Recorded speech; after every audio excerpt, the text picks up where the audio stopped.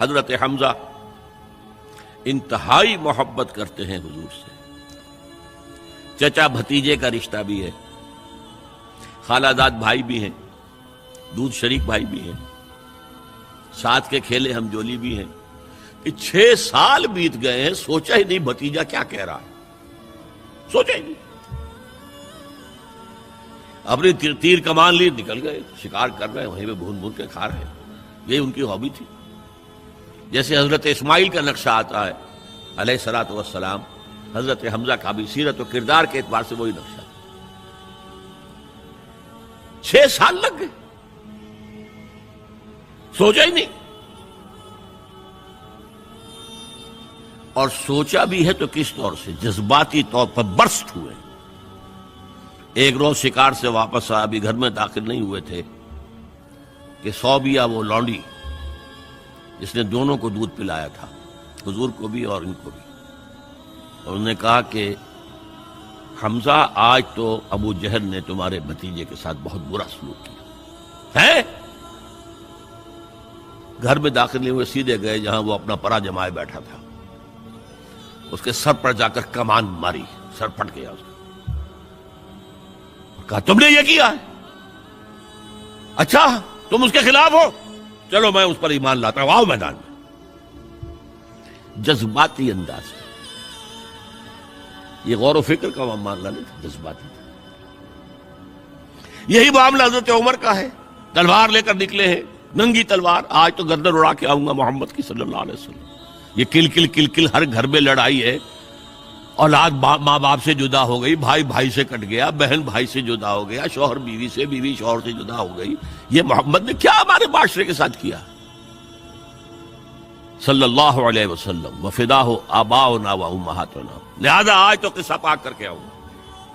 وہ بھی اسی طرح کے تھے، پہلوان قسم کے آدمی، ادھر اس کو کندھا مارا، ادھر اس سے لڑے، ادھر اس سے کچھ نہیں کر رہے، اس طرح کے آدمی تھے۔ اب حضرت حذیفہ درمیان میں مل گئے، کہاں جا رہے عمر؟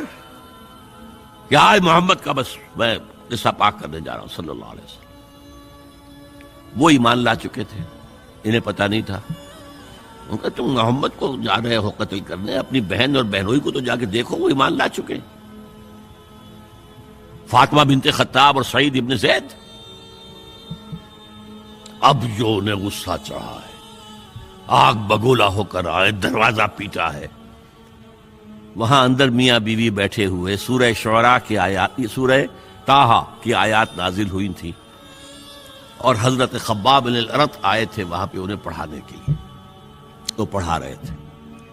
معلوم ابو عمر آ گیا، انہیں تو کہیں چھپایا، دروازہ کھولا، کیا پڑھ رہے تھے تم؟ یہ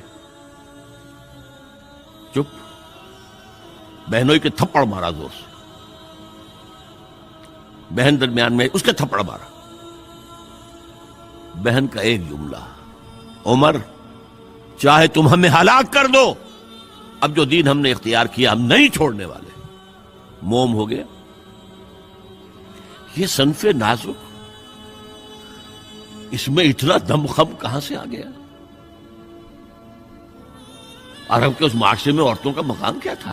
ان کی کوئی حیثیت تھی کہ مردوں کے سامنے بول سکے؟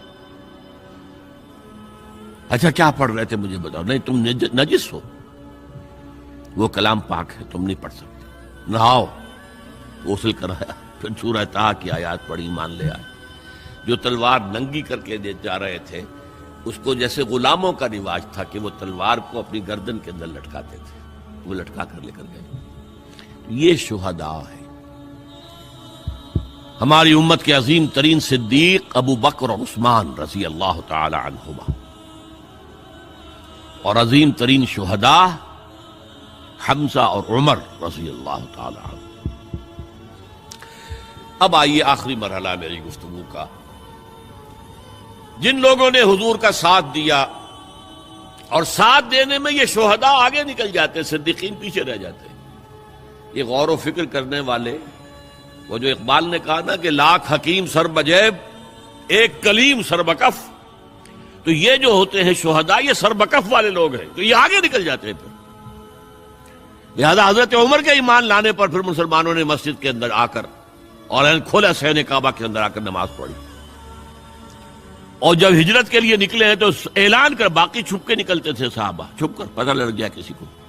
اور آپ نے آ کر وہاں 2 رکعت نماز پڑھی اور کہا دیکھو میں جا رہا ہوں، ہجرت کر رہا ہوں، اگر کسی کی خواہش ہو کہ اس کی ماں اسے روئے تو آئے اس پہاڑ کے پیچھے میرا مقابلہ کر لے، روک لے مجھے. تو یہ تھے حضرت عمر. لیکن اب جو بات کہہ رہا ہوں، جنہوں نے ساتھ دیا اور اس میں اپنی جانیں دے دی، اس کام میں، اس شہادت علی الحق میں، اس شہادت علی الناس میں، اس شہادت للہ میں اپنی جانیں دے دی، وہ گویا کہ کوالیفائی کر گئے کہ انہیں شہید کہا جائے، گواہ اللہ کا کہا جائے.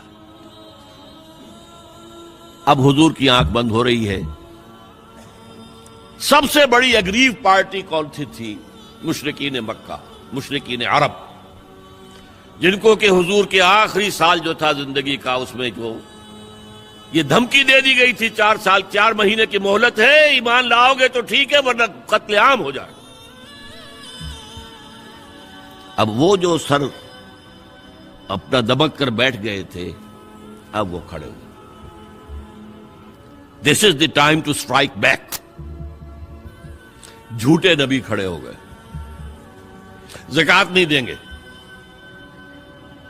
ارتداد، نوٹ کیجئے میری بات، اذا جاء نصر اللہ والفتح ورأیت الناس يدخلون فی دین اللہ افواجا، اور حضور کے انتقال کے بعد یخرجون من دین اللہ افواجا، نکل گئے اللہ کے دین سے فوج در فوج.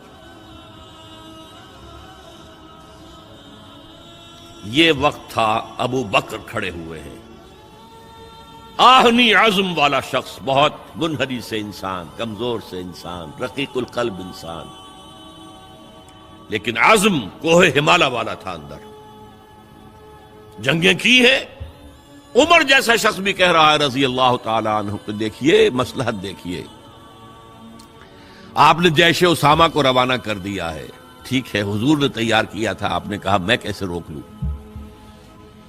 آپ نے نئے نبوت کے جو ماننے والے ان کے خلاف جہاد شروع کر دیا ہے، وہ بھی ٹھیک ہے، وہ مرتد ہیں، کرنا ہوگا. لیکن ان زکوٰۃ والوں سے آپ نرمی برتیں، انہوں نے کوئی کفر نہیں کیا ہے، نماز کا انکار نہیں کیا، زکوٰۃ کا بھی انکار نہیں کیا ہے. وہ کہتے ہیں تمہیں نہیں دیں گے، ہم اپنے طور پر اپنی زکوٰۃ جمع کریں گے، اپنے غریبوں میں تقسیم کر دیں گے. حضرت ابوبکر نے فرمایا کہ خدا کی قسم اگر حضور کے زمانے میں یہ اونٹ جب دیتے تھے زکوٰۃ کے، اور اس کے ساتھ اونٹ کا گھٹنا باندھنے والی رسی بھی دیتے تھے، اور آپ کہیں کہ اونٹ لے جاؤ رسی نہیں دیں گے، تب بھی میں جنگ کروں گا. ایبدل الدین وانا حی، کیا دین میں ترمیم ہو جائے گی جبکہ میں ابھی زندہ ہوں؟ اور اگر کوئی میرے ساتھ نہیں جائے گا تو میں اکیلا جاؤں.